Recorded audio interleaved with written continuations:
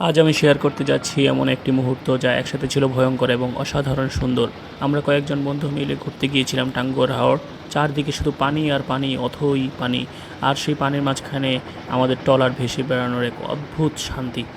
হাওরের প্রকৃতি যেন নিজের সৌন্দর্য দিয়ে আমাদের মুগ্ধ করে রেখেছিল। নীল আকাশ, দূরে পাহাড়ের রেখা আর হালকা বাতাসে পানির ঢেউ, সব কিছু মিলিয়ে যেন এক স্বর্গীয় পরিবেশ। কিন্তু হঠাৎ করে আকাশের রং বদলে যেতে শুরু করলো। কালো মেঘ ধীরে ধীরে পুরো আকাশ ঢেকে ফেললো।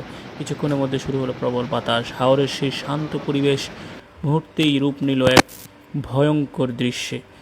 আমরা তখন নৌকার মধ্যে, আমাদের যে ট্রলার, সেই ট্রলারের মধ্যে আমি বসেছিলাম নিবিড় পরিবেশের মধ্যে। চারিদিকে ঝড়ের শব্দ, পানির ঢেউ আর বাতাসের তীব্রতা। সত্যি বলতে সেই মুহূর্তে একটু ভয়ও কাজ করছিল। কিন্তু আশ্চর্যের বিষয় হলো, এই ভয়ঙ্কর পরিস্থিতির মধ্যেও আমি প্রকৃতির এক অসাধারণ সৌন্দর্য অনুভব করছিলাম। কালো মেঘে ঢেকে যাওয়া আকাশ, প্রবল বাতাস আর হাওরের বিশাল জলরাশি, সব মিলিয়ে মনে হচ্ছিল যেন প্রকৃতি তার অন্য এক রূপ আমাদের সামনে তুলে ধরেছে। আমার আশেপাশে আমার বন্ধুরা তখন ক্লান্ত হয়ে ঘুমাচ্ছিল, কিন্তু আমি সেই দৃশ্যটা উপভোগ করছিলাম।